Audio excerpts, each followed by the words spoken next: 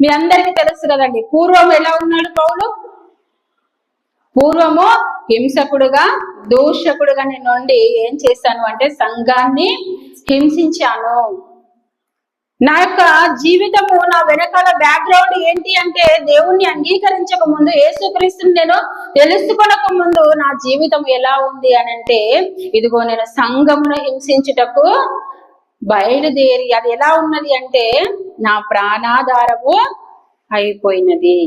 సంఘాన్ని హింసించాలని ఒక నిర్ణయము అధికారుల దగ్గర నుంచి తాను ఆ యొక్క ఆర్డర్ను తీసుకొని ఏం చేశాడు అంటే, ఇక వేరే పనేమి లేదు, సంఘాన్ని హింసించడం. ప్రాణాధారము అంటే ప్రియులారా ఆలోచించండి, ఇక ఏ పని లేదు ఆయనకి. ఆ విధంగా బయలుదేరిన వ్యక్తికి వెంటనే యేసుక్రీస్తు ప్రభువారు కనబడి మరి చెప్పిన వెంటనే ఆయన మారు మనసు పొందాడు.